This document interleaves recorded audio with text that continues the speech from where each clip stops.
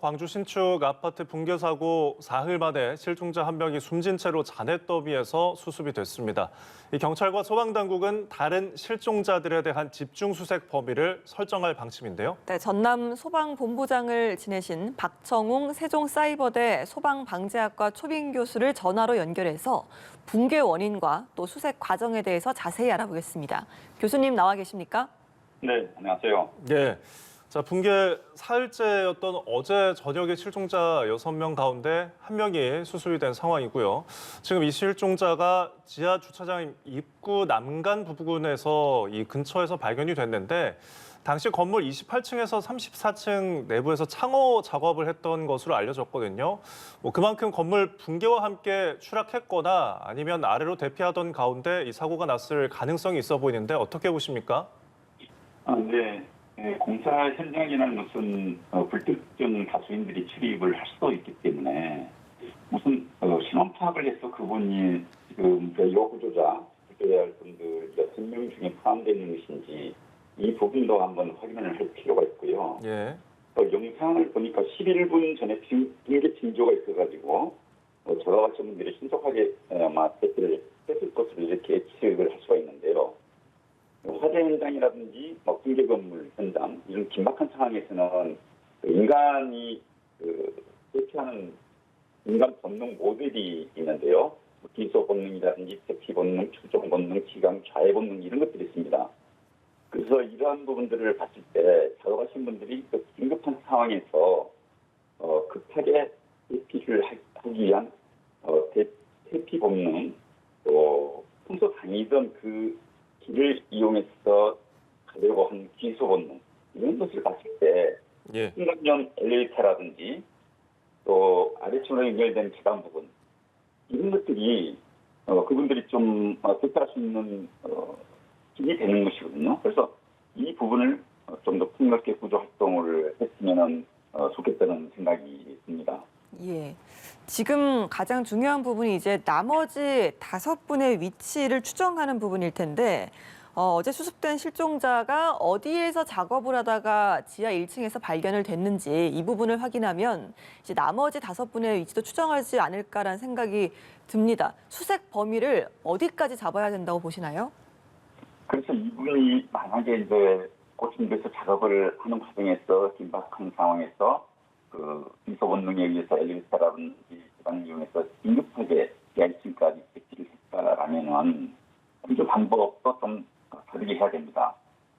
좀 구조 범위를 좀 넓혀서 이런 예측하지 못한 부분까지도 구조 범위에 포함해서 좀 구체적인 구조 방법을 좀 택해야 될 필요가 있다고 생각이 됩니다. 예. 지금 타워 크레인이 현재 무너진 건물에 기대듯이 서 있는 상황이거든요. 이 타워 크레인 해체 작업이 모레, 그러니까 일요일부터 시작이 되는 것으로 전해졌습니다.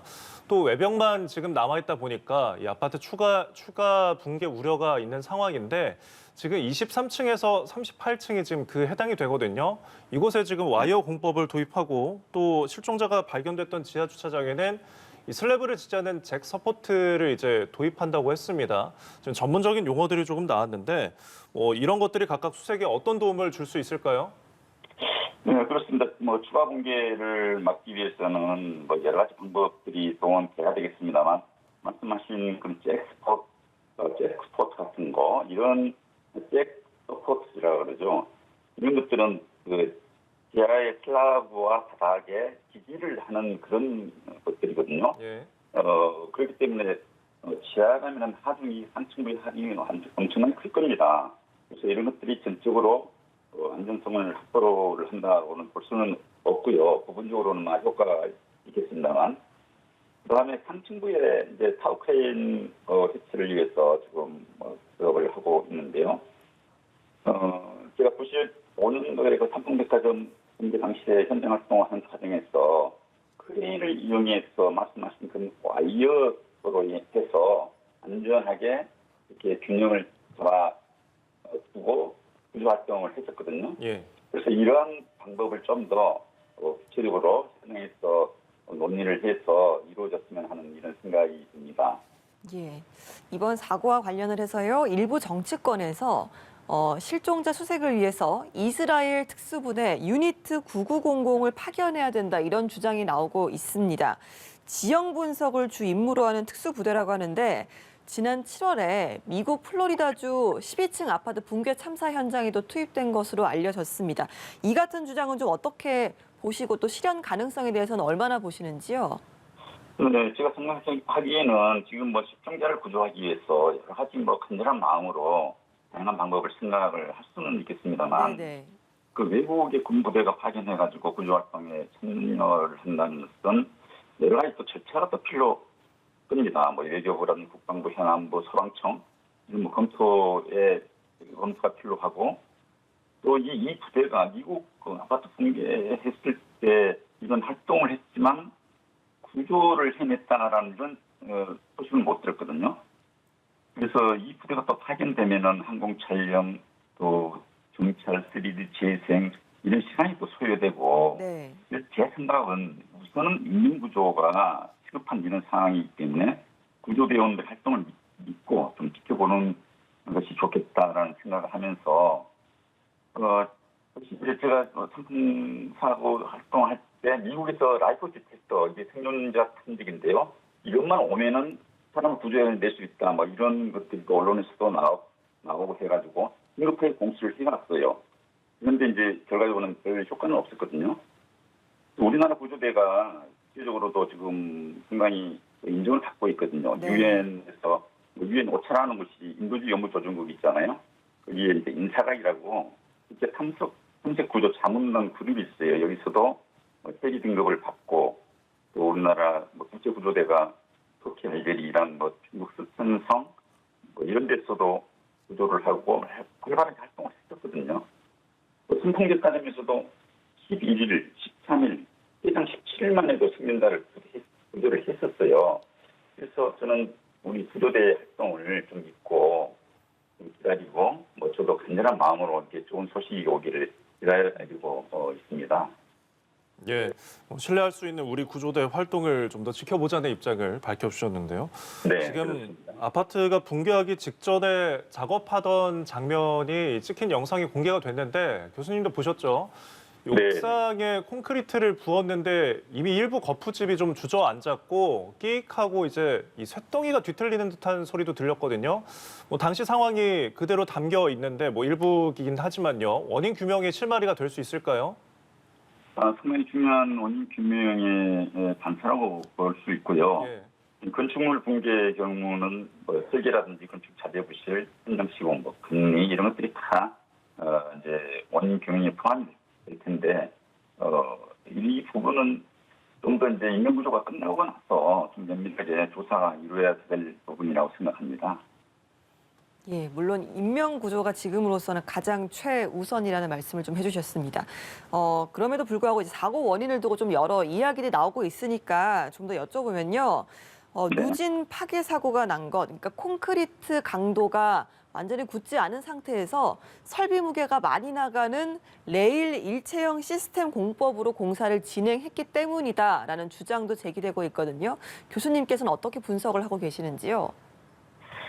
글쎄요, 이제 이 공법이 여러 가지 장점도 있습니다. 신속하게 공정을 진행할 수 있는 것이고, 비용도 절감될 수도 있겠지만, 단점으로는 또, 콘크리트 무게라든지 설비 무게 때문에 붕괴 위험도 있다고, 전문가들도 얘기를 하고 있거든요. 네. 그래서 2012년도 미국의 뉴욕 우려센터가 붕괴될 때도 상층부의 하중에 의해서 철골 구조 건축물이지만 전체 건물이 붕괴가 됐었어요. 그래서 이번 붕괴의 원인 중에 하나로 지목되고 있는 것이 콘크리트가 양층이 않는 가운데에서 무리하게 상층부 공사를 진행하면서 그 상층부에 있는 하중이 전체 붕괴가 일어났다고 볼 수밖에 없다는 것도 이론적인 거 아니겠습니까? 예, 이런 공법 문제에 대한 지적도 있지만 기술적인 문제도 지적이 되고 있거든요. 또 다른 일부에서는 부실 재료를 사용한 게 아니냐 이런 의문도 나오고 있습니다. 뭐 정부 조사위도 이 부분을 앞으로 들여다볼 계획을 밝혔는데 지금 콘크리트 혼합물을 만들 때 흔히 이제 골재를 섞는데 모래나 자갈 같은 이 골재를 줄였다거나 또 기준보다 가는 또 짧은 철근을 사용했다면 굉장히 심각한 문제가 될 것 같은데요. 어떻게 보십니까? 모든 사고는 그 원인이 있기 마련입니다. 특히 이제 건축물 붕괴의 원인이라는 것은 들 수밖에 없는 것이죠. 말씀하신 대로 이러한 자재의 부실, 또 관리 감독에 잘못된 것들, 또 세계 당시에 이런 것들이 만약에 문제점이 있었다는 것은 원천적으로 짚어봐야 할 것이고, 우리 건축물을 신청하는 데 있어서 근간에 문제가 있다고 보여지거든요. 그래서 인력 구조가 끝난 다음에 아주 구체적으로 좀 상세하게 면밀하게 검토가 이루어져서 대체안이 좀 마련돼야겠죠. 네, 알겠습니다. 오늘 말씀 여기까지 듣겠습니다. 지금까지 광주 신축 아파트 붕괴 사고와 관련해서 박청웅 세종사이버대 소방방재학과 초빙 교수와 함께했습니다. 교수님 고맙습니다. 고맙습니다. 네.